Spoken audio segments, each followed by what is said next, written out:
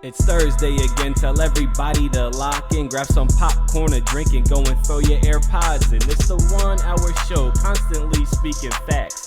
Bulletproof stats are always shooting from Matt. And when it comes to Kyle, you getting numbers and style. Jake is gonna educate you, he has that knowledge on file.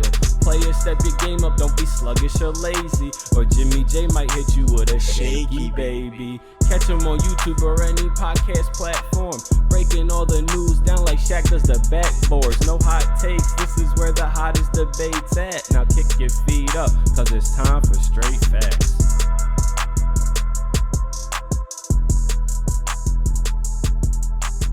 What's going on, y'all? Welcome back to Straight Facts, a sports show that not only educates, but it entertains as well. I'm your boy, James Jackson, Jimmy J. It's my guy, Kyle Sierick. My guy, Stat Matt Robinson. No Jake Galley. Probably the last week we won't have a full roster. He assured us that. Yeah. He assured us that was the last. Podcast IR only lasts about I mean? 3 weeks. Christian McCaffrey just got cleared to go back to That's to how practice. the NFL IR works too, right? Yeah, 3 week window. Yeah. So we're taking him off IR. He's scheduled to return next week.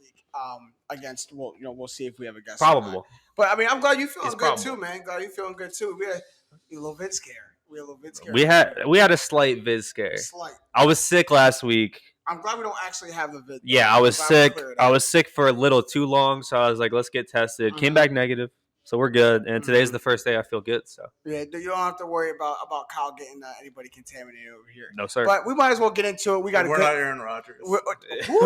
Hold up. Matt coming in hot. Matt coming in hot. We got a good episode for y'all today.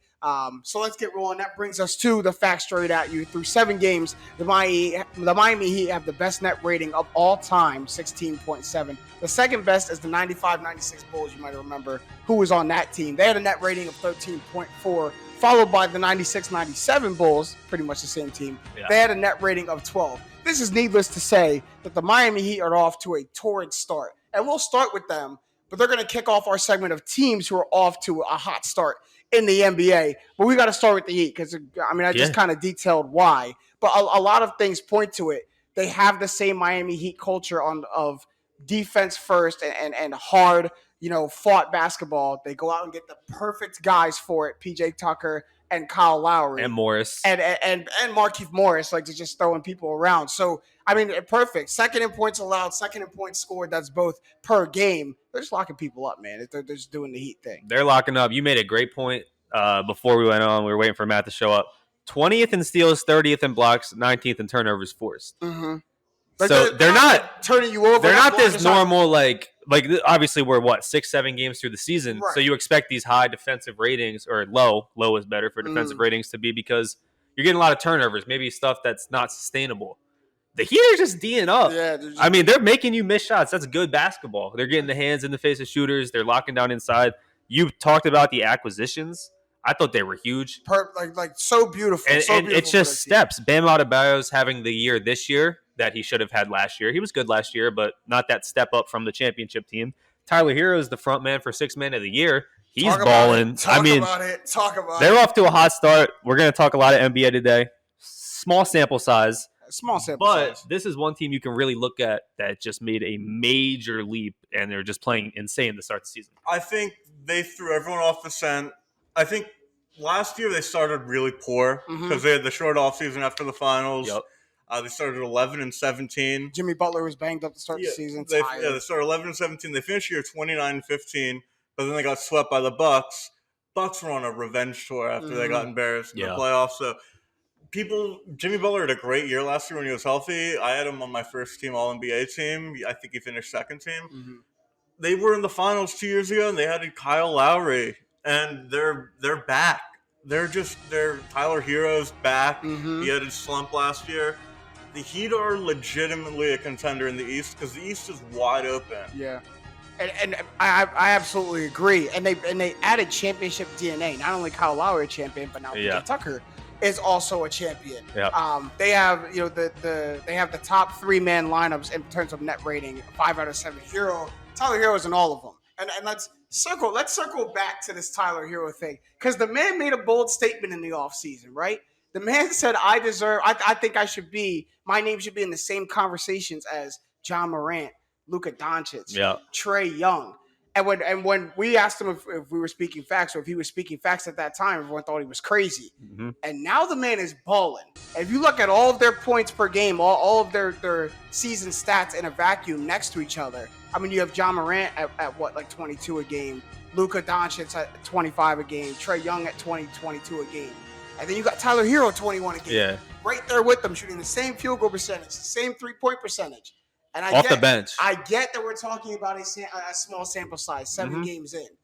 But is that a microcosm? Like should we have taken Tyler Hero seriously? Because at points I think we needed to have taken him seriously. It wasn't just a young buck like talking big with his chest out. Yeah. Like he was serious. Real quick, I'm gonna get the stacks straight. You know, we keep the facts here. You said John Morant had like 22. He's at like 29 a game. Yeah, right. But yeah. But so Tyler Hero, I mean, we should take him seriously now. He's still going to be – he's not going to be the man on this team. He doesn't have to be. I don't know if he could be, but just the way this team makeup is, while other guys like Ja's the man on Memphis. Trae Young's the man on Atlanta. Luka is the man on Dallas. So in that conversation, we're talking top 3. Maybe not, but what I saw I watched the end of that game they played last week, and Bam. It was Bam's big game. I forget which one it was, but Bam had a huge game last week, and he did the post-game interview, and they were talking about these guys. It's like, no one worked harder than Tyler Hero this offseason.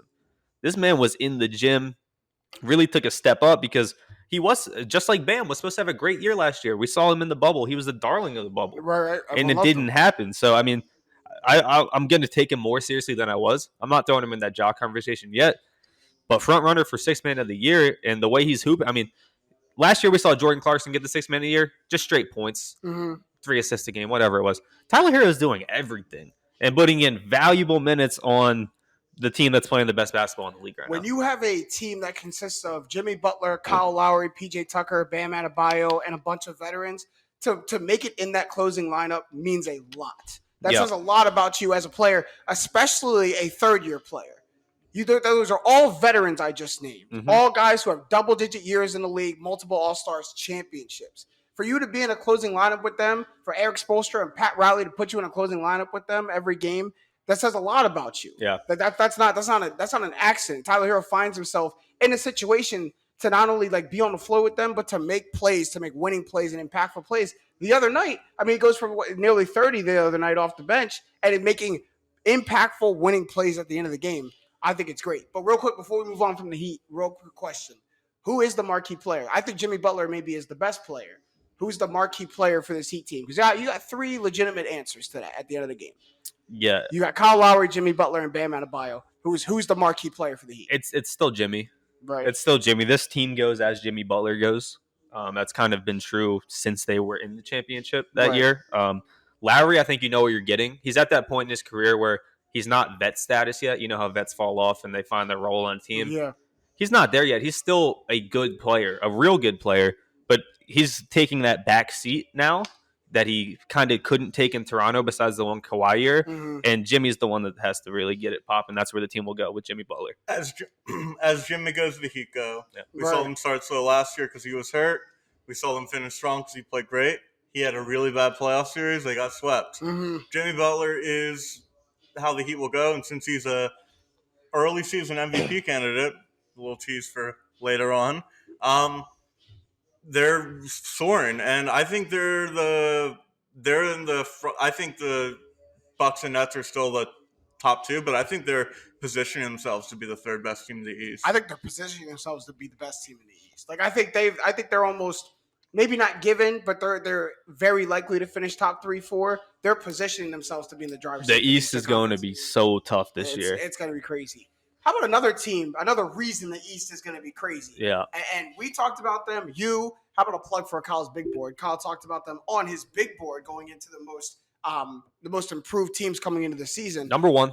The Chicago Bulls, man. And they're everything we thought they were going to be through 7-8 games of the season. A tough, very exciting, but very good basketball team. And it's not just Zach LaVine. It's everybody. But I love the ascension of Lonzo Ball right now, averaging career highs in everything. Blocks per game, steals per game, 3-point percentage, which is huge. Free throw percentage, which is huge. Big for him. They're playing physical through DeMar DeRozan and Zach LaVine, 6th and 7th in the league in free throws per game, so not afraid to get to the line and do what they do. 2 players who are also very good in the mid-range. Don't let anyone ever tell you the mid-range game is dead. Never. Don't ever let anyone tell you that. The Chicago Bulls are everything right now, and like I think everyone thought they were going to be the most exciting team in the league coming in, and they're living up to that billing right now. Yeah, you never know where you're getting when you get a new team. Mm-hmm. But what you can say is you can look at their team structure, and it set them up for success. 2 scoring small forwards or wings in LaVine and DeRozan. Mm-hmm. A do-it-all point guard. Lonzo can score, rebound, defend, and assist. A do-it-all center. Nick Vucevic, same type of thing. Which is so underrated. A do-it-all center. That they have Nick Vucevic in their back pocket like that. But what they're doing is they're playing to that mold, right? Lonzo could go out and shoot 20 shots a game. He's done it on other teams. Nick Vucevic could be a really ball-dominant center. But they're playing to that mold. Zach LaVine and DeMar DeRozan lead their team in usage rate. Mm-hmm. And I looked back, Zach LaVine's actually been the highest usage rate player on the Bulls since he's been there. And DeRozan has more than him, but LaVine's usage rate didn't drop. He's still getting all the impact he has. He's having the ball as much as he can. DeRozan's having it more, which is telling me that, like, Lonzo doesn't need it. Yeah. Nick Vucevic doesn't need it because DeMar and LaVine are also leading the team in assist percentage. They're just playing the perfect mold. They're playing to that perfect mold of basketball that the team was set up to do. And everyone is passing the ball. You look at their assists. It's team assists. Lonzo's at 4.4. DeMar's at 4. LaVine's at 4.9. Vucevic is at 4.3. Caruso's at 3.9. Everyone's getting everyone involved, and they're playing smart. Yeah. Because they have the fewest 3-point attempts in the league, but they're shooting the 3rd highest percentage, which means they're not just chucking like a lot of teams when they're trying to be good and trying to get lucky. Yeah. They're smart about their shots, and they shoot when they're open, and they hit them. Which is, like, it could have gone either way. Especially when you have a guy like, Alex Caruso coming off, a championship with the Lakers a couple of years ago. You have a guy like Lonzo Ball coming onto a new team trying to prove himself. Nick Vucevic coming onto a new team. We never saw they're going to need time to gel. We never saw that. Even when they got Nick Vucevic last year at the end of the season, that's when they improved. It was kind of just like Chicago just didn't have enough time. If they got Nick Vucevic earlier, they're making the playoffs for 100%. They just didn't have enough time to gel. They started to figure out the Larry marketing situation and everything too. Mm. So once they got all their pieces, it clicked immediately. And the reason why I focused on Lonzo Ball is because he's now in the best of spots. I don't know if it's the perfect spot, but it's definitely the best spot he's been in his career. He's not looked to be an offensive provider from the scoring aspect on the Bulls at all. Yep. He was definitely looked to on the Lakers, and when Zion wasn't there, he was looked to on the Pelicans. Yeah. He was kind of like the second scoring option next to Brandon Ingram. Now, there's about 3-4 guys you name it on the Bulls to score before you get to Lonzo Ball. That's like a freedom for him. So now it's not as much pressure to do it. And now it allows him to be the facilitating point guard and run the offense at his pace. He doesn't have to worry about scoring the ball. Yeah. And the Bulls as a whole might go as Zach LaVine goes, but the offense is paced through Lonzo Ball, and I think that's why we're seeing it run so fluid and so well. It's running really fluid because DeMar DeRozan is hitting a lot of shots right now.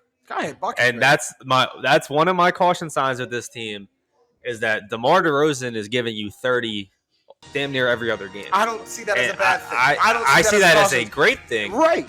But when you look further, Patrick Williams just got knocked out for the season, 4 to 6 months, torn ligaments in his wrist. And their depth, number one guy off the bench is Alex Caruso. And then the next two are Ayu Dosunmu, rookie from Illinois, and Derrick Jones Jr.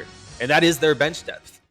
It's really – so, I mean, you get back to the, DeMar DeRozan, who we know, who is still like 23 a night, 24 a night, maybe in this office, 25 a night. But the performances he's putting up right now, I don't think are sustainable. If they are, the Bulls are going to be great. But I think if they're not, they're going to drop. I think it shows how much good point guard that can give DeRozan the ball in good situations helps his game flourish. Mm-hmm. His best years were with Toronto with Kyle Lowry giving him the ball. Mm-hmm. San Antonio was kind of alone. DeJounte Murray was a facilitated scoring point guard. Well, DeJounte Murray was hurt. That was the downside. Even when he was in, he's not set you up in the right spot point guard. He's not Lowry. He's Lonzo though. He's not a smart passer like Lonzo. Right. I don't even think he's a pass. He's not a pass first point guard. So they're really getting the best out of DeRozan, and if you're a Bulls fan, you're having the most fun you've had since before Derrick Rose tore his ACL. Yeah, absolutely. Yeah. There's a buzz back in Chicago, a buzz back in the Windy City, something they haven't had for a long time. And what's the ceiling to this Bulls team as they're constructed right now? The ceiling is not a finals. I don't think it is either. And when we went through playoffs, I took him out for the Hornets. Yeah. Looking back on that, I should have taken out the Knicks. Just because I didn't really. Yeah, I would have taken out the Knicks instead. I had to take out the team. I just took out the Bulls. And you weren't going to take out the Hornets. Oh no, I had to take out a team to put them in. So I took out the Bulls. I should have put out the Knicks. I think their ceiling is an Eastern Conference Final appearance. Probably a bounce there. I think there's just a plateau of teams. I think there's a top tier that's clearly the Bucks and Nets. Yeah. And then there's a 3 through 6 range that includes the Heat, Sixers, Hawks, and Bulls. And I think they're in that range. No, you forgot about the Celtics. I would put them over the Hawks. Long term, I'm not. I'd put them over the Hawks and the Bulls. The Celtics went 500 last year. Without Jaylen Brown. Yeah, last year. Without Jaylen Brown. And they have an unproven coach, and they just had a monumental collapse and are 2-5. They're a 7-8. They'll get back. I trust that team. Yeah, they'll get back. But if and that leads into my next point beautifully. Circling back to Chicago Bulls, the best thing that could happen for them was a torrid start. Not just a good start. Definitely not a bad start. A torrid start. Yeah. Like, think of the analogy or the illustration of the bull getting out the gate like quickly and then knocking everything out its way. Yeah. They needed to do that. They needed to come out with a swagger, with a rhythm to start the season that they could kind of ride, because their dog days are coming. It's going in your heart. Jazz too, but they needed momentum. They needed momentum coming out of the start of the season. It's not like they haven't played anyone. They lost to the Knicks on a missed buzzer beater by 1. They beat the Jazz, who were the best team in basketball in the regular season last year. It's not like they've gotten a soft schedule. Like, they're playing and they're proving that they're really, really good. Yeah. Yeah. I think their starting unit will be up there with every starting unit in the league. Mm-hmm. It's when you have to get off of that, when one of those 4 guys has a bad game, I'm nervous about this team. It's not just all-star time for Zach LaVine. It's like all NBA time. Yeah. Now. He would have to. Yeah. It's that next level. All right, we're gonna round out this segment of the episode with these last 2 teams. The next one, people have been waiting for this team to get back to where they are, and it finally looks like they are nearing back to that spot that they were. That's the Golden State Warriors. 98.7 defensive rating, second best to the Heat, we talked about earlier. And I'm glad we're starting with that, because that's not a spot where people are used to seeing the Warriors dominate, or at least the reason why they're one of the best teams in the league. Yeah. If not for the Heat, this would be the best defensive rating since the 2015-2016 San Antonio Spurs. So they're really getting it done on the defensive end. And that man, Steph Curry, is back to being maybe the best player in the NBA right now. Yeah, well, we saw flashes of it last year. We saw Steph mad last year. Then he missed the playoffs. And that, you want to really light a fire under Steph Curry? And give him a longer offseason to recover and train and everything? 100%. And on offense, they're moving the ball. The highest assist percentage in the league. 70.5% of their baskets have been assisted. Which is the best Warriors team. Remember that 2015-2016 Warriors team was the best at sharing the ball. Yeah. The ball never stuck to anybody. I remember we were on the same page about this, that the Warriors are a playoff team. They're doing it this year. Probably even maybe even like a top 5 seed in the West. And Clay is coming back. You said last week, 2 weeks ago. You said 2 weeks ago, if Clay comes back, the Warriors win the title. And I think that's already energizing this team. 100%. Because it's in them, in men, and you know the word I'm trying embedded to say. In them. I was going to say ineminent. Inevitable and eminent. I was mixing them together. But it's that word that Clay is coming back. It's like he's coming back. So that's energizing this team. Coming. James Wiseman, their top pick last year, still hasn't played a game. He'll come back. I mean, I think there's a lot to look forward to. There's a bravado around them. There's a thought. You can tell there's an aura. They're like, we know we're getting Clay. We know we're good right now. And we know if he comes back, any resemblance of Clay, and they're hooping, and they're still there. Like they might be older, but all they did was regather their core of the best team they've ever had. Bringing Iguodala back has been looking better than I thought it would as well. And watch when they bringing Iguodala back did so much for their team, and that man doesn't show up in the box score at all. And they put Wiggins in the Harrison Barnes role. Literally the same team. And he's playing better. And Jordan Poole's playing a lot better. There's a lot. When I watch Iguodala play, the innate movements that the Warriors have that take you a year or 2 or maybe 3 to learn from their really fast-moving and complex offensive system, you don't have to teach the Iguodala. Like when Steph gives him the ball up, Iguodala doesn't have to remember, look to the corner. Yeah. It's just automatic. I'm going to get it back to Steph and pin someone out of the corner to give it to him. Yeah. And that's so good for them to get back to that. To something that they don't have to force, they don't have to teach. He just innately gets it.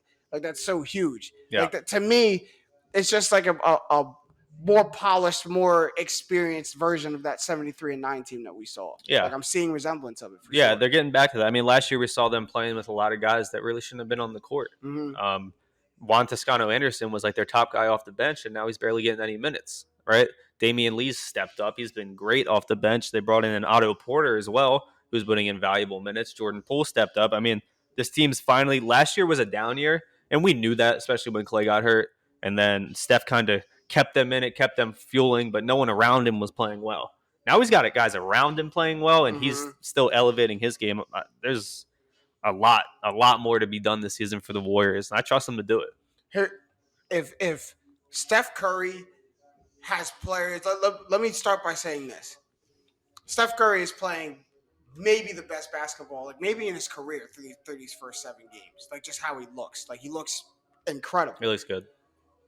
When Steph Curry has players playing around him like well, he's out of this world amazing.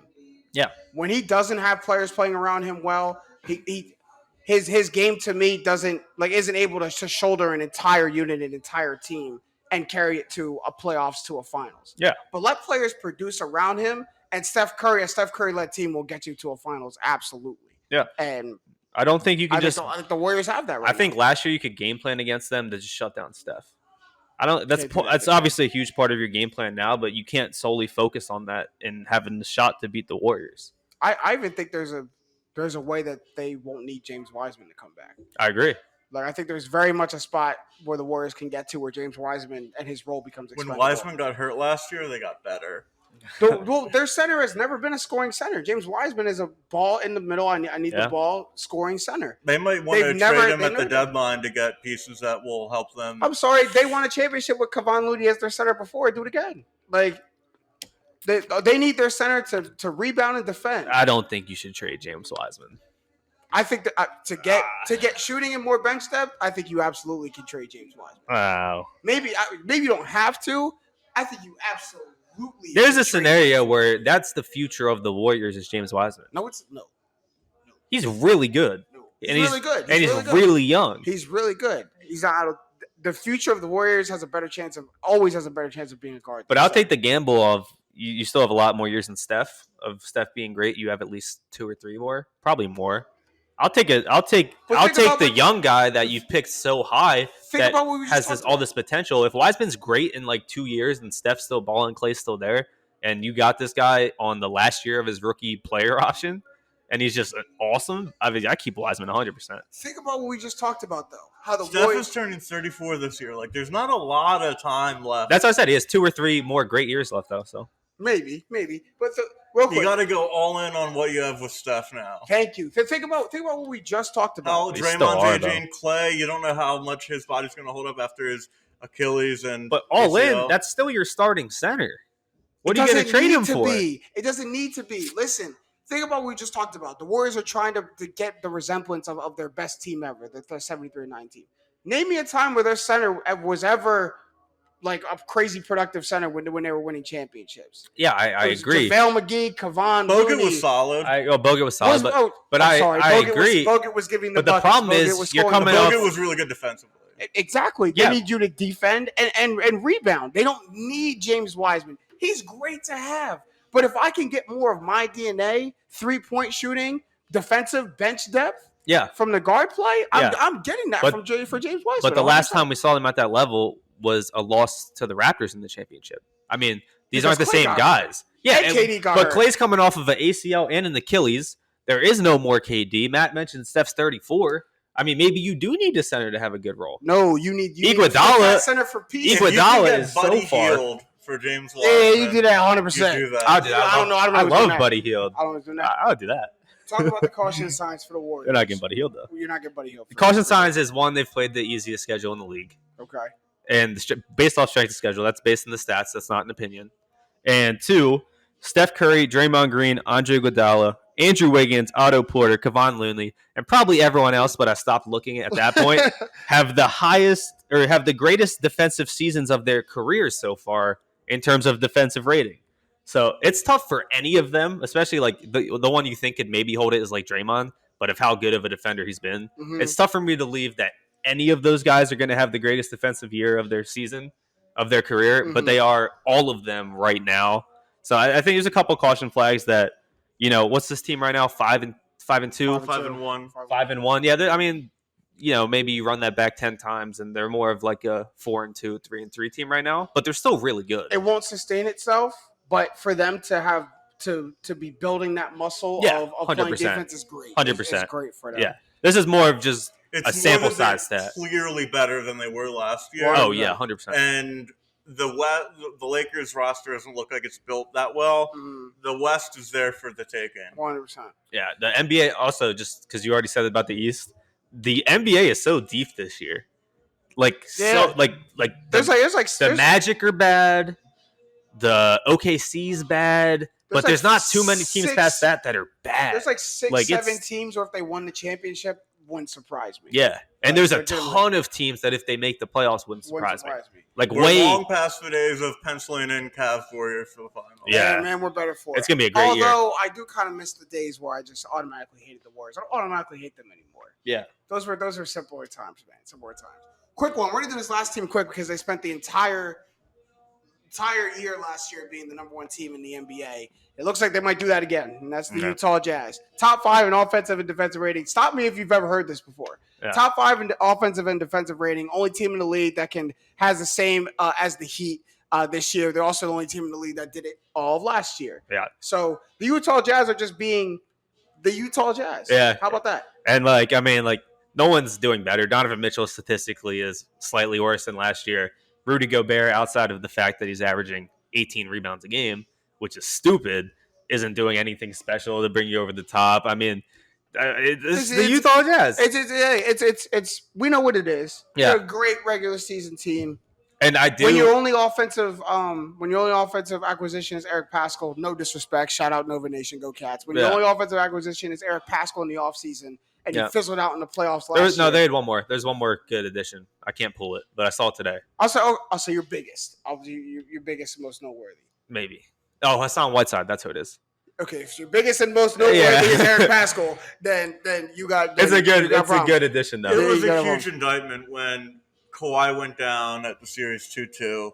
And they lost games 5 and 6. Yes. When Paul George got to get rid of the pandemic P nickname on your behalf, that's not good. They're the same team as they were last year. They'll rake it in the regular season. They might get like 58 wins, but then they'll flame out in the second round to whoever the hot 4 or 5 seed is. Yeah.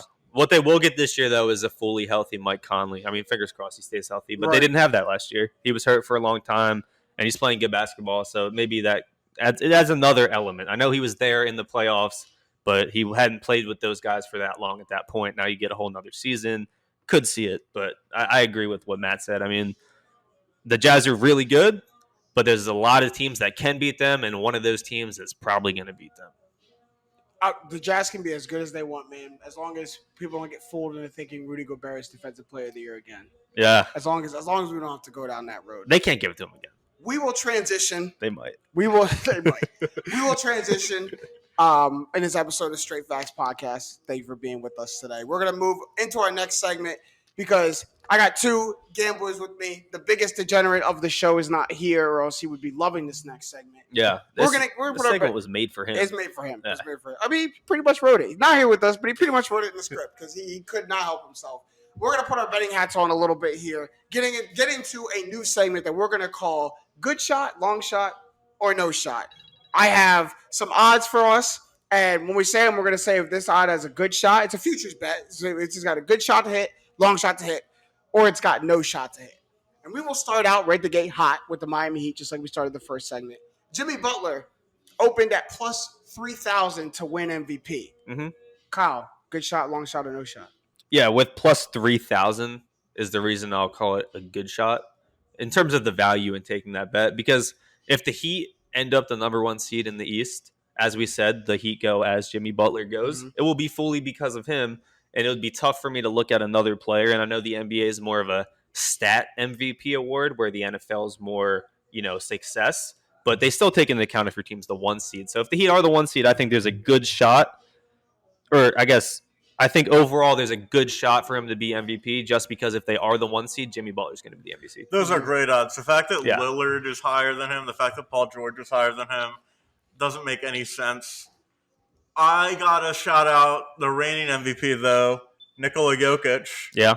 Who I think people won't vote for because voter fatigue. But he is lighting it up this year, and it should be a good bet at 18-1.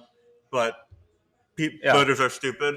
I just want to say some Jokic numbers quickly. Right. But you can say the Jokic numbers, but one, you're going to answer the question. No, it's he said good value. It's great value. Great value. So, but the Jokic numbers. The Nuggets are plus 80 in the 213 minutes Jokic is on the floor, minus 62 in the 123 he's not. We know this. That's a swing of 140 points. We know this. And his splits by shooting distance. So from 0 to 3 feet, 80%, 3 to 10 feet, 56, 10 to 16, 63, 16 to 3-point range, 80, 3-point beyond, 40. Yeah. He is lighting it up again. He is 80% from long too. He's the most dominant, boring player of all time. And he's kind of injured right now. He's a little banged up right now. With his knee. Yeah. And the most exciting part of his game is his passing. Mm-hmm. But he is so good, and he doesn't get enough credit because his team isn't good enough to carry to. But he deserves more. People forget that he won MVP last year. Yeah. I do. One, I think this was your extended victory lap because I do have to give our guy StatMat credit. Before it was popular to say Jokic was MVP, that man said Jokic was MVP. Yeah. When it was popular to say that Embiid and LeBron and Dame Lil were MVP, still would have been Embiid if he didn't get hurt. Probably, but even in that train, yeah, you're right. StatMat Robinson said that Nikola Jokic was going to win MVP. Yep. We scoffed at him. We said, "You're crazy, StatMat. You got this one wrong." He was right. You gotta give his flowers. I wasn't on that episode. I would have said it, but I didn't say it because I was. But 30-1 is great odds for Jimmy Butler. Yeah. Great. Absolutely fantastic. I'm gonna go good shot to great shot, and I might even put right here now that sprinkle a little bit on it. Like Jimmy Butler could absolutely win MVP this season. Yeah, even from a non-betting standpoint. Just so you straight up yes or no. Put $10 on that. If he wins MVP, you win $300. Yeah. Just think about that. Yeah, I'm right. Yeah, you're right. But the reason why I say that, just if you had to ask me yes or no, is he going to win MVP? I might say yes. And we talked about the acquisitions of PJ Tucker and Kyle Lowry, and what they bring to the Miami Heat allows Jimmy Butler to open up other facets of his game, other MVP-like facets of his game. We all remember the famous picture of him over the stanchion over the side in the bubble. Yeah. Spent. That's because Jimmy Butler was doing everything for this Heat team. Yeah. And the reason he couldn't come back for a lot last year is because Jimmy Butler can't be here if he's not 100%, because when he's here, we need him to do everything. So what do? You go get PJ Tucker so Jimmy Butler doesn't have to guard the other team's best player all game long. Yep. You go get Kyle Lowry so Jimmy Butler doesn't have to be the facilitator on offense and put other people in his spot. He can get the ball in his spot. You go get Markieff Morris so Jimmy Butler doesn't have to be the enforcer on the team and run up in everybody's jersey and spend energy doing that. They're actually able to look to Jimmy Butler during the game, at the end of the game with energy and say, take us home, lead us. Yep. And he's not running on fumes while he's doing it. Also, Butler's not the kind of guy who takes regular season games off. No. He's all in 100%. Yeah. He's not going to coast. He's not going to pull like a LeBron where he not slamming LeBron, but LeBron coasts in the regular season a lot. A lot of guys do these days. One of my favorite Jimmy Butler stories is from the bubble, where at 2 a.m. there was like a pounding coming from his room, and people were wondering what it was, and they knocked on his door, and it's like, what's happening? He's like fully drenched in sweat, and it's like, I'm dribbling. Yeah. So not what they expected to hear that noise and a sweaty Jimmy Butler. Like, no, I'm dribbling the basketball. Like, I'm sure Haskinen was excited about that call. I had the joke there, but we're going to stick to the MVP conversation. Because another guy, interesting odds, Ja Morant. Yeah. Plus 3,200 to win MVP. Man, I'm starting with the long way this time. You. Good shot, long shot. I don't like it. He's not there. He's not MVP. So you don't like it as long shot or no shot? Well, no shot. Considering that it's only a little bit better odds than Butler, Butler's so much more likely because his team's much more likely to have a better record than the Grizzlies. He's a better player than Ja Morant, and he has the name recognition. Morant's not there yet. He's like the year before he's there. Yeah. He's like, he'll start in the All-Star game. But he's not. He's a notch below contending for MVP. I think there's levels to it. There's where Ja Morant is. There's a step before getting there. Then you get there. Then you win MVP. Then you gotta win it. Then you win MVP. When you're there is a step before winning MVP. Yeah. I think Ja is there, and I think for the same reasons. I was originally long shot. I'm going to go no shot as well because seeding matters when you talk about the MVP. Yep. And I think Ja is very dependent on Jaren Jackson being there and Dillon Brooks playing well in his role and other guys flourishing in their role. And when they're not, Ja will have great games, but the Grizzlies will struggle to even contend for that play-in spot. Yep. And an MVP doesn't do that. An MVP is no worse than a 4 or 5 seed. Unless you're Russ that one year. The breaking the record for triple doubles. Yeah. But I'm gonna go no shot as well. I don't think Ja Morant's got a shot. It's no shot for me. Matt talked about the value. James talked about this team might not even be in the playoffs. I think they do, but even that's kind of a bold take with how good the West is right now. So I think it's no shot. Can he win the scoring title? Maybe. Yeah. Maybe. He could win the scoring title. Yeah, maybe. But can he win the MVP? I don't think so. Pace. You got it. Josh streaky now, and you got to keep pace with Damian Lillard and Brad Beal and Steph. Beal won't be up there this year. He's up there right now. He won't be up there this year. Why do you say he won't be up there this year? You don't got and Russ. You don't got Russ taking the ball. Dinwiddie usage rate is. If he led the league in scoring with Russell Westbrook on his team, he can lead the league. Yeah, but that team was so much worse. The Wizards are playing decent basketball. Montrezl Harrell is hooping. Apparently, no one has the usage rate Russ ever has. Yeah, I know, but Dinwiddie's like damn close to it. That's what I was getting at. Like Dinwiddie's controlling the ball a lot. Kuzma's getting shots up. I don't think Beal will lead it this year. And Lillard's starting really slow too. We might have to revisit that one. Yeah, we could. We might have to revisit that one. That's interesting. We'll move on to the sixth man of the year. Buddy Hield opens at plus 3,000. A lot of 3,000, 3,200. But Buddy Hield opens at plus 3,000 to win sixth man of the year. Before we get into it, other players with better odds that we've seen.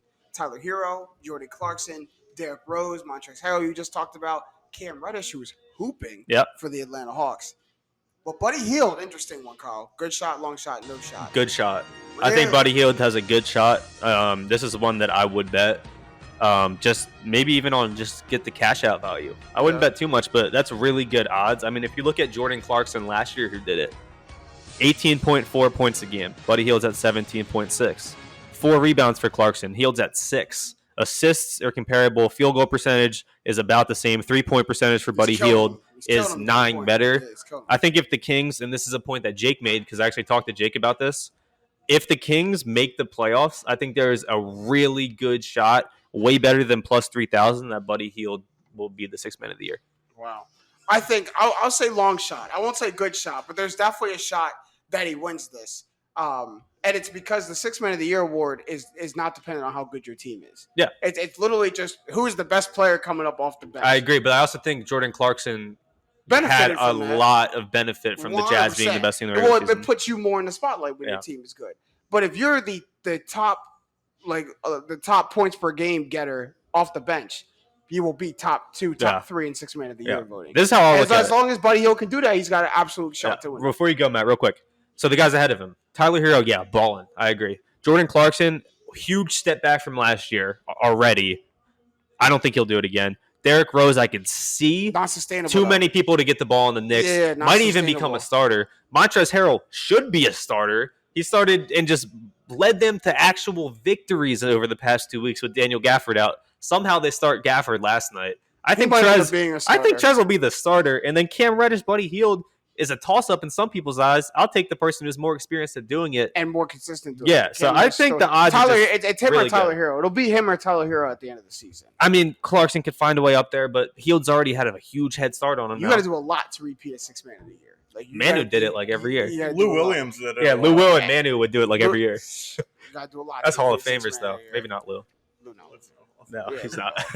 Manu doesn't like. Manu may not even be a Hall of Famer. Manu's 100%. It's also the Basketball Hall of Fame and his international success. True, very as well. very true. But he's a Hall of Famer on the Spurs. We should have made the 75 too. But Buddy Hield at 30-1, good shot. That's a great. I think he's the second most likely to win after Hero. Like the fact, I think this is honestly a better bet than Jimmy Butler. Really? Because 6th man of the year, people like to get a little funky with it. You don't have to be like Tyler Hero. He'll be on like the best team among like the 6th man of the year contenders. Maybe Jordan Clarkson if he plays better. But Buddy Hield, people like Buddy Hield. People want to give Buddy Hield credit. Buddy Hield will do what Buddy Hield does. Yeah. And the Kings have a good shot at like sneaking into the 8 seed. Yeah. Or the playing game. 30-1 is fantastic odds. And he's playing kind of the best ball. I know this is actually one where you really have to say small sample size for Buddy Hield, but I've watched him come in. I've watched these rotations. He comes in, and I mean, he's playing really well. And there's even more minutes to be had. He's already playing more minutes, and this is a big thing with Clarkson last year, who played more minutes than Bogdanovich, played more minutes than Joe Ingles. Buddy Hield's playing more minutes than some of these starters. So I think, there's a huge mole here for him to get 6th man of the year. Nice. We're going to transition to some football futures bets really quick. Elijah Mitchell plus 5,000 to win Offensive Rookie of the Year. I mean, there's a couple people with some better odds now. Yeah, come on, yo. Like, got some Jamar Chases. You got some Najee Harris. Kyle Pitts maybe sneaking up in there. Trevor Lawrence and Justin Fields probably started with better odds at this point. Maybe Elijah Mitchell might be a better spot to put your money. But plus 5,000. Kyle, good shot, long shot. No shot. I'm with you. No shot. Jamar Chase probably gets it. If not, I don't see a world where Jamar Chase don't be Offensive Rookie of the Year. If not, Najee will get it. He's a better running back. Kyle Pitts is having a huge leap now in the second half of the season. Very sustainable now that Calvin Ridley's going to be out for a couple weeks. Still a QB award, so if Trevor Lawrence or Justin Fields start to muster up some wins, I mean, this is. They want to get through. I was going to say Mac Jones. Yeah. Mac Jones. I didn't list that. I'm sorry about that. I'm sure Mac Jones is ahead. He's probably right after Jamar and Najee. This is recency bias. Eli Mitchell just had a great game. Yeah. It's his second great game of the year. Unless he gets injured, he's going to win. He's going to win it. It's handed out to him already. It's no shot. And here's the thing. No, not Elijah Mitchell.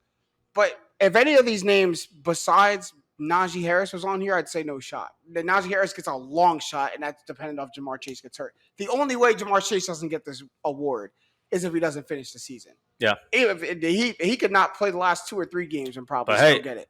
His teammate was in the same boat last year. Yeah, and that's what I'm saying. Health dependent. It can happen. We don't ever want to project an injury or wish for one. But never. Okay, this next one is stupid. And I'm going to get Jake for this next one. I'm gonna get you for telling me to keep it in the script in the group chat today. Full disclosure, I didn't get the full scope of what's going on. If I would have known what was happening, I would have said take it out. Jake, I'm mad at you for this one. Saints plus 3,100 to win the Super Bowl. I don't know what, and he does this. This is the second time where he's put something in the script knowing he won't have to face it when the episode goes live. Because I'd love to look him in his face right now and ask him why he put this in here. He was right about the Rams, though. The other one you're referring to. What, they're the Chiefs of the NFC? Yeah. It depends on how you view the Chiefs right now. But let me get mine out the way. No shot. Absolutely no shot. But good shot, long shot, no shot. No shot. Even if the season ended right now, they're still the 6th seed in the NFC. There's no shot. They just lost their quarterback. No shot. Here's a stat. No dome team has ever won an outside conference championship game. They're not going to have home field advantage in the playoffs. They're not going to be. They don't have a quarterback good enough to win road playoff games. Go to Green Bay. And again, a dome team has never ever won an outside conference championship game. That's not a coincidence. It's cold outside in January. They're rooting for the Vikings to start making a run. That's what they need to see. It's cold outside in January, but no, it's all I need to see. I get it was a big game. You're happy Mark Ingram's back. Excited because Trevor Siemian came in. Ingram looks good and won the game for you. Yeah, he looks great. Yeah, looks good. Yeah. When you're in the locker room, strobe lights going off, smoke going everywhere, Jameis dancing on his crutches. Oh. When you're doing that after week 8, you got a problem. When you're celebrating a week 8 victory like you won the Super Bowl, and you got to play us again in our house? Yeah, you're crazy. Yeah. You're crazy. There's no Super Bowl team that gets that hype 45% of the way through the season for a win. Yeah, no, you're right. No way. You're right about that. That's all I needed to see. But that was the greatest video I've ever seen. That was good, cool. That was awesome. Awesome. And I'm sure every Saints fan loved. Mark Ingram just hit the gritty, killed it. Killing it. And then they face switch and Jameis Winston with a double crush. Oh, my God. And every person who doesn't root for the Saints loved that. Because imagine if Carson Wentz, minutes after tearing his ACL, was dancing on the same ACL that he had just torn. Imagine that. All right, that's a great look for you, right? It makes me feel great. Well, no, he had the brace leg up. I'm going to give him the benefit of the doubt. Man. Just because I watched that video maybe 100 times. He ran that back a bunch of times. That's not an exaggeration. I maybe watched that 100 times. I watched it one time because it was mad corny. Watch it again. And it made me really mad. Saints talk so much crap for a team that hasn't won a Super Bowl. This era of the Saints of Kamara, Michael Thomas. Michael Thomas out for the season now. I know. Which also puts a damper on this whole bet. But this whole era, I remember when they beat the Eagles in the divisional round and they acted like they won the Super Bowl before the NFC title game. And they always get too hyped before when they beat the Bucs in the regular season last year. They're talking like the best team ever. And we got to see you again. If you just season swept us and this was week 14, maybe. But you got to see us again. You got to come to the pirate ship. Like, who that? Yeah, it's tough. And the NFC is loaded. I ain't worried about that. NFC is stacked. I'm so not worried about that. The fact that they're, what are they, 5-2 and they're the 6th seed right now? They lost to the Giants. They're still not even in first place in the division. I'm so not even worried about them. I don't want to talk about them. I'm not worried about them. Last one, Joe Burrow, plus 4,000 to win MVP. People already pretty much penciling him in for comeback player of the year. But how about MVP? Matt, I'll go to you. I love it. Wow. You didn't even let me ask the question. I love it. I love it. I've loved it for a while. A couple of weeks ago, I said Burrow's good odds. This is for cash out, though. This is not to take all the way home. This is to cash out. I don't know. The Bengals. I know the Bengals had a really tough loss to the Jets, but that's like a young team loss. They could if they go 11-6, 12-5. They still put up like 34 in that loss. Like their defense lost that game. Burrow threw a kind of bad pick though, and they got a rough call too on the. That was horrible. Yeah, that was horrible. That was really rough. But Burrow is playing out of his mind. No quarterback is really lighting it up, right? Completely. And at 40-1, those are Burrow. I'd like it. If I were to place it, I'd put him at 18-1. So I love 40-1. I think they're going to be like the fun story of the season the rest of the way. I think they're going to be one of the AFC is bad. And they got a shot to go far in the AFC. Yeah. I'm just imagining the math that went on in Matt's head to put that 18-1. It's such a random number. Yeah, you know the scene in Hangover where Alan's got like all the stuff going out at the craps table? That's Matt just because I 100% believe 40-1. Oh, no, it's 18. I have no idea what goes into an algorithm of setting a line. But for some reason, I believe that 18-1. I believe that 18-1 so wholeheartedly. I'm gonna go long shot. Just because I don't see this scenario happening. But if the Bengals are like top 2 team in the AFC, and as Matt said, no quarterback's lighting it up right now, I think there is a clear path for him to win this, right?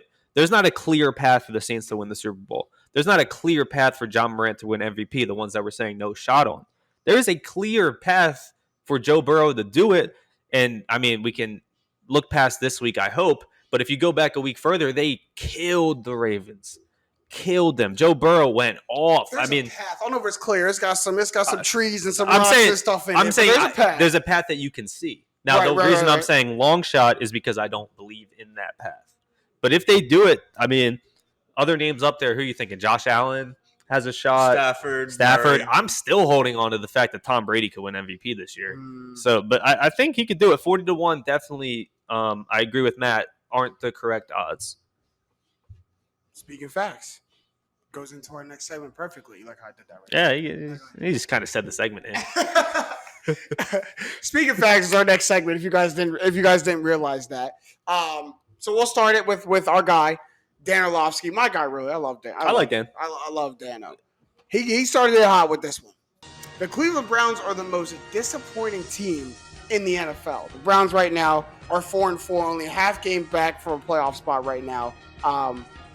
But a very disappointing team. But is Dan Orlovsky speaking facts? Are they the most disappointing team in the league right now? No, and I've already said it on the podcast. It's the Miami Dolphins for every reason I've labeled. in the past episodes. Mm-hmm. Now they've still just gotten worse, still just kept losing games. Now they're 1-7.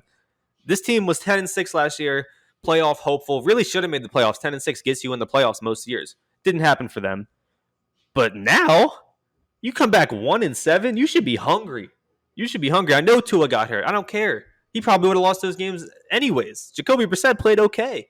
This defense was supposed to be better than it was. The offense was supposed to be better than it was. Jalen Waddle's a slight upgrade at wide receiver and a slight bright spot the way he's been playing, but they can't even get him the ball, and when they do, they still don't win games.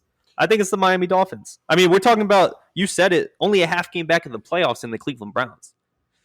They win one game next week. One team loses. They're in a playoff spot. Contextually, how they've done it, it looks bad. He's speaking facts. They're the most disappointing team in the league. I look at these other teams, and then I'll start with your Dolphins first. One, you talked about it. Their starting quarterback got injured. And then I look at the rest of their team. He missed one game. But I look at the rest of their team. Position by position. Look how much talent the Browns have in their team. Is their quarterback better than the Browns quarterback? No. Are their starting receivers better than the Browns starting receivers? No. Is their defense better than the Browns defense? No. So also the Browns aren't 1-7 either. Right. But the Browns are 4-4. And I think marginally the drop of where we thought the Dolphins would be, where we thought the Browns would be, and the drops where they are now are probably equal. Yeah. But the Browns have so much talent. The Browns were respected to make that next leap into conference title contenders. Yeah. And they're playing terrible right now. The 49ers. Quarterback influx. The Colts, you might have me with the Colts. No, I got you on another team. Just playing back. Matt, you know where I'm going with this? The Chiefs. The Chiefs. Yeah, the Chiefs. With the same record and more talent. The Chiefs. And have been to the Super Bowl the past 2 years. I think on paper the Browns have more talent on their defense than the Chiefs, but the Chiefs have Patrick Mahomes. But that's a bigger disappointment. Wait, I don't ever expect them to be. The Browns last year, people forget, they had a negative point differential. They went 11-5, but it was like a fluky 11-5, and then they won a nice playoff game against the Steelers. They got hot at the right time. No, they deserve to be there. They're like a Cinderella's, but they weren't that good. And this year they're playing back to what they're average. They're like a 500 team. No, they are playing below their margin. They're playing. They're playing a little low, but it hurts that the Bengals are actually good. Context too. Browns fans have never seen good football in their lives except for last year. So. The fact that this is probably the third best Browns team of their life. If they're Browns fan our age, is the third best team they've ever seen of their favorite Browns team. Our age. I'm just Browns fan. So, second. Last year was the first. They just started seeing good football teams. Yeah. So they're a decent team. I've said 2 weeks ago that their schedule is going to get easier. The Patriots might be a little better than I thought. But the word disappointing is the glaring thing. Stuff is letting you down. They have an offense that should be high-powered if everybody is there. And there's 4 or 5 games they've yet to score 20. A defense that's supposed to be locked down. And they have 2 losses where they've scored 35, 38 plus. Jarvis Landry was rough. And their best player, one of their best players, is dropping wide open TD passes to win the game. Yeah. That's disappointing. Man. Yeah. That is disappointing. I can hear the argument maybe against the Dolphins, who I do think are the most disappointing.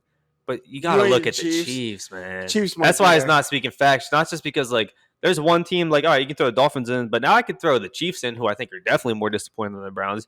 Now I can throw the 49ers in, who are supposed to win their conference, that are just as disappointing as the Browns could be. The season. I don't give because 49ers are fugazi. We saw that before the beginning. But that's public perception. Yeah, that's true. They're leaving. So I don't think they're most disappointing. And honestly, they're a win and a loss from another team away from just getting back into a playoff spot. I'm mad they let the Steelers win, though. I'm mad they let the Steelers win. It's the toughest division in football right now. But let's go back to your Chiefs point, because that goes into the next one. You talk about the Chiefs being the most disappointing team in the league, and a lot of that points to Patrick Mahomes, who leads the league in interceptions right now, just isn't off to a right start. Our guy Stephen A. Smith, we might as well just call this Speaking Facts featuring Stephen A. Smith, because he's in this every single time. Yeah. Every single time. What do you say? He says 30,000 takes a year? 30,000 takes a year. Yeah. We only do.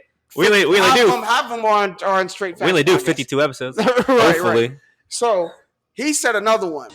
And he said this past week, we've already seen the best of Patrick Mahomes. Stat Matt, you made a face.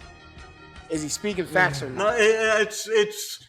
Have we seen the best? No. Have we seen the? That's what he's saying. No, he's not saying he's bad. He's saying the best is behind Patrick Mahomes. No.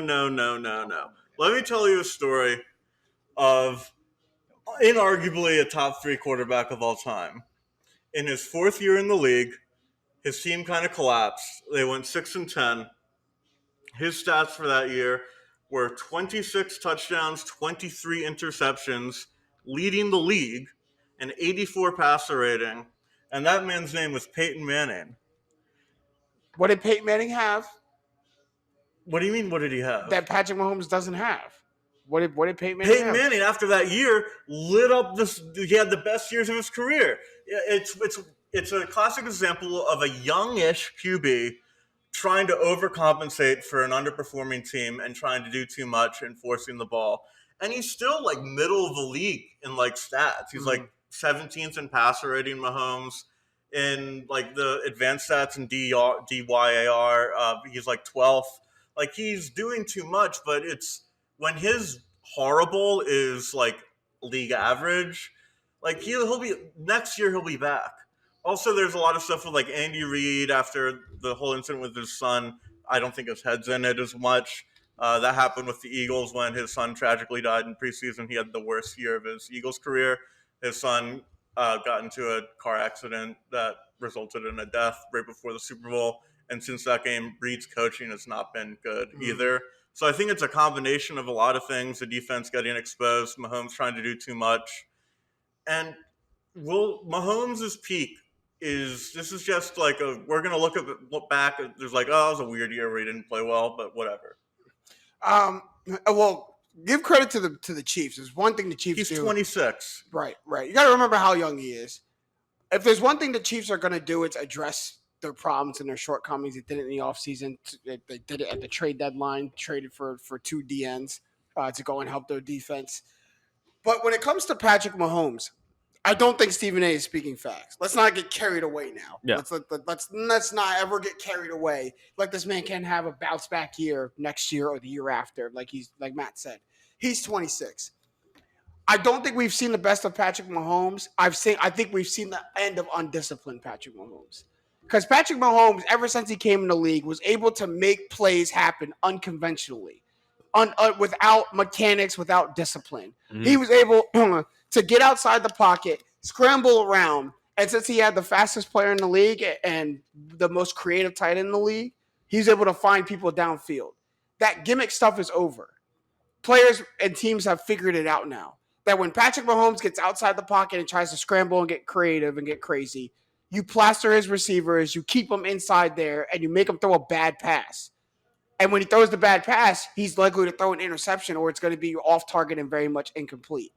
So we haven't seen, I'll say it again, we haven't seen the best of Patrick Mahomes. We've seen the end of undisciplined Patrick Mahomes. And if Patrick Mahomes wants to get better, and I think he will, the revisiting of mechanics and getting back to good fundamental football has to be there because it hasn't been there since he started succeeding. Yeah. But the league it's not, no one's getting fooled by it in the league anymore. Yeah, I mean so he's going to come back. Yeah, but he's got to get his mechanics under him now. Yeah, Stephen A is not speaking facts, and it's like.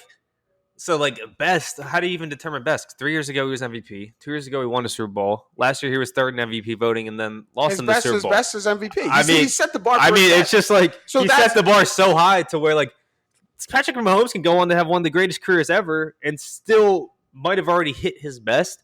But I don't think that's going to be the case. I think Stephen A is not speaking facts. I mean, this man signed the biggest contract in NFL history. And it doesn't even kick in the money till next year. I mean, there's so much more of Patrick Mahomes we're going to see. I think this year he's been really just like a subject of a lot of unlucky interceptions. I'm just going to ramble this off. I didn't look up this stat, but I can almost for certain say it's true. He's had the most interceptions of tipped balls this year. Even balls that have just hit his teammates. I mean, I don't know how many picks he has. There are so many. But you can point it's almost you can point every to mechanics pick. with that too. You can point to ball placement with that. But I mean, like Tyreek has selled him twice on good throws. He had the one the other day. He hit his teammate in the helmet, and it resulted in a pick yesterday. Just first, or I guess it was Monday now. My days are all mixed up. But I mean, and that's happening every week, right? So is this a regression to what we've seen? Yes, because Patrick Mahomes has probably had the best 3-year sample size we've seen out of any quarterback ever. But is this the best still to come? Probably. I think Stephen A is not speaking facts. It's a simple question: do you think Patrick Mahomes can get back to MVP level, get back to runaway best quarterback in the league? That's his best. If not, then yes, we've seen the best of Patrick Mahomes. If you think he can get back to that, then no, we haven't seen the best of him yet. We have a lot of Patrick Mahomes yet to see. This man will play for many, many more years. Just not shutting the door on it. All right, last one to round out speaking facts. A lot of people are talking about the Saints quarterback situation. Keyshawn Johnson put it into perspective. He said this is a situation where you dial up a guy like Cam Newton. And then in the same conversation, Jay Williams said the Saints are a perfect fit for Cam Newton, not a good fit, a perfect fit. What's that, Matt? Are they speaking facts? Is it Cam Newton time for New Orleans? Yes, it is. Cam Newton is a perfect player that will thrive under Sean Payton. He's smart. He's played in a lot of big games, played in a Super Bowl. Veteran presence. The team will respect him. And I think he's completely different from Jameis, but I think talent-wise they're roughly the same. And he's been vaccinated. That was he made sure everybody knew that. People wondered if that was the reason why the Patriots cut him. Well, now he's vaccinated, so it's not an issue with that. I don't see why the Saints wouldn't take a look at him, at least have him in for a workout, show him the playbook. Your options are Taysom Hill and Trevor Siemian. Yeah, that's why they're both speaking facts. Nathan Peterman just got cut. Yeah, that's why they're speaking facts. I DiNucci's still out there too. I don't like the second part of Jay Williams' comment. I don't think he's a perfect fit. But I think he's the best option. I think he's saying he's the perfect fit for Cam. Is what they're saying. Not a good fit everywhere right now. Like okay, I'll put it that way. The Saints are a better fit for Cam than Cam is for the Saints, 100%. But he is 100% their best option right now. Your options are Taysom Hill, who's still banged up in and out of the lineup, and Trevor Siemian, who will not repeat what he did to the Bucs. We've seen that from Geno Smith. Yeah. So you better pick up the phone and call somebody. Yeah. And why not Cam Newton? An MVP. Been to a Super Bowl. Trade deadline's passed. I can't trade for anyone now either. So, hey. When did it pass? This past week. Was it yesterday? Yeah, trade deadline was yesterday. It was yesterday? Yeah. Damn. Well, my point was still going to say it is speaking facts, but I wasn't going to say it's the best fit. I think the best fit would have been trading for Teddy Bridgewater, who they have another quarterback there. The Broncos are sliding. 5-0. Also could have traded for Nick Foles. 5-0 when he was a starter. I think Bridgewater is the one, though, they want to bring back. I mean, there's a shot when Taysom Hill comes back. I think he's injured right now. When he comes back, that he'll even take Simeon's job. If the Broncos do it, I don't think the Broncos want to gut their entire team. They're 4-4. They're in the shot for a playoff. So. Yeah, I agree. But they also have Drew Lock, and there's been a lot of just conversation about moving on from Teddy already. Yeah, when Teddy has his bad games, it's very much his time to put. So I think that would have been the ideal situation. But at that point, what's the asking price from the Broncos? Because I'm not giving up more than the third or fourth rounder right now for Teddy Bridgewater. Definitely not giving up a first. Probably not giving up a second. But that's what they might ask for their starting quarterback. So I think you dial up Cam Newton? Yeah, just as Seattle did. But Cam didn't want to go there. So who says he wants to go to the Saints? I'm not sure. Why would you not want to go to Seattle? He didn't want to go to Seattle. Well, Pete Carroll called him. Well, here's the thing. Cam Newton also, just like he changed his stance on being vaccinated, he also changed his stance on willing to be a backup. Because at first he said, "I'm not willing to be a backup." Yeah. And, that could have been why. Because unemployment do some things to you. Unemployment make you change your mind a little bit. You might say, "I don't want to be a backup." Then that phone go dry for a couple of weeks. Then you say, "Hey, I got a shot. By the way, I'll be a backup somewhere." And phones start ringing after you say stuff like that. So, that's also also the reason you didn't want to go to Seattle. It might be a reason why. Probably, but I also don't think willing to go to the Saints. I don't necessarily think if they sign Cam Newton, he's definitely a starter there. I think he probably is the most talented in that locker room. But Simeon, when Jameis comes back or without Jameis? Well, no, Jameis is going for the year. I'm talking about this year. Simeon just did what he did. No. He looked good. No way I'm starting Trevor Simeon if I have Cam Newton. No way. Cam Newton got cut for a reason. You start him till he learns the playbook. You have to. We'll see. Learning the playbook takes a little bit. Unless Simeon's winning alone. Cam Newton just being Cam Newton alone. I agree. He probably should get the job. But I don't think he's a lock to start there either. That was going off the point that he doesn't want to be a backup. He could still be a backup if he goes there. There's a lot of quarterbacks I'd take over Trevor Siemian and, of course, Cam Newton. Yeah, Cam Newton. I'd take Trubisky over just by default, he falls on that list. All right. About to come into the end of this episode of Straight Facts. As always, we can get some shots up at the buzzer. Who got something to say at the buzzer real quick? Take us out. I'll go real quick. We talk a lot of sports on here. Go ahead. I'm going to get a little nerd on.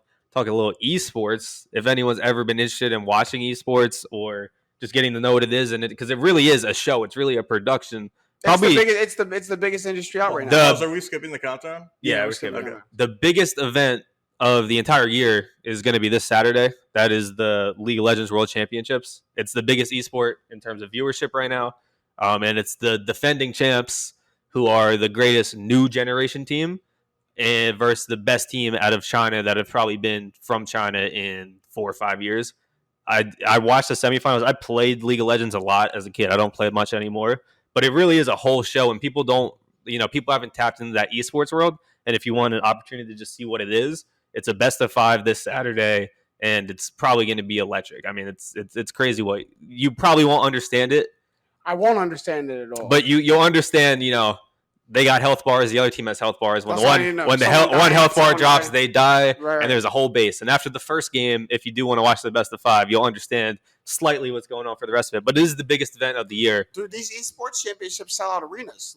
They put them in basketball arenas. Yeah, and I know this is they are. It is unfortunate with COVID that they don't have fans there currently, but they're still doing the whole production. They have the teams on stage, the coaches. They have 2 stages, a backstage and a front stage. I know it's probably live on Twitch or something like that too. Twitch, YouTube, it'll be everywhere. There'll be over 1 million viewers just on Twitch watching it Saturday.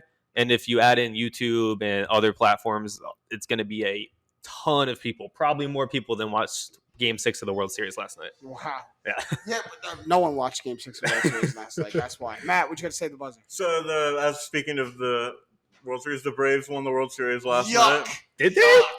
Did they? Yuck, yes. I didn't watch. Well, a couple things. One, the fact that the Phillies and Braves were roughly the same spot at the trade deadline, and the Braves got the World Series MVP in the trade, and the fact that it shows the gap in the front office.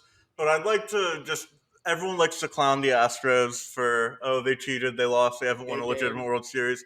I just want people to remember that the Astros are human beings, they're actual people who have feelings, and they're also the horrible pieces of crap that ruin baseball. And it's great to laugh in Jose Altuve and Carlos Correa's misery. And mocking them is what they deserve for the rest of their sorry careers. I only feel bad for Dusty Baker. Yeah. That's it. I thought Matt was going soft on us. I thought you were going soft on us too. Yeah.